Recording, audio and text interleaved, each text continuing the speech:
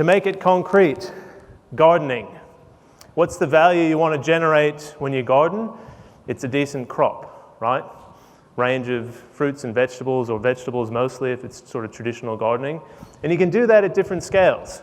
You can garden at a very micro scale. You can live in an apartment somewhere and just have a nice little small garden in pots or recycled plastic bottles or whatever it might be. You can do it in a back garden, whatever size your back garden might be, going to a larger scale. And of course, you can do gardening at mega scale, broadacre farming. All uses the same principles, just at different scales. How do you use strategy and action, or how does strategy and action relate to gardening? It's pretty simple.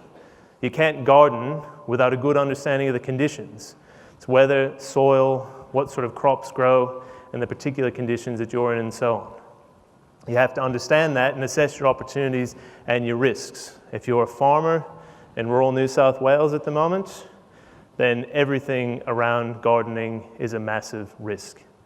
And it's pretty hard to find some opportunities, though interestingly, I saw a program not too long ago where one farmer has decided he's going to farm something different. He's not farming whatever he was farming before, he's now farming the sun.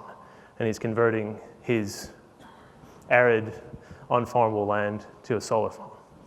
Different way of thinking about farming, maybe. Sorry.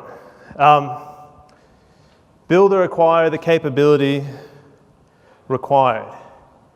What do you need to do to garden? Well, you need soil, you need compost, you need seeds, you need a place to do it. It's all part of gardening. And then how do you do it through catalytic action? The last thing I would do is go and plant out my entire back garden, invest heaps in seeds, and put a whole bunch of stuff in without knowing what's going to work. So I might start in a pot and work out, will tomatoes work in the climate that I'm in? If not tomatoes, will lettuce, whatever it might be. You do it through catalytic action before you go to scale. A mate of mine back in Western Australia went to quinoa before anybody else went to quinoa. He didn't take the whole farm to quinoa. He didn't experiment first. See if it's going to work in these conditions. It did, and he grew his business from there. We use this in surfing. I don't surf. I can appreciate surfing.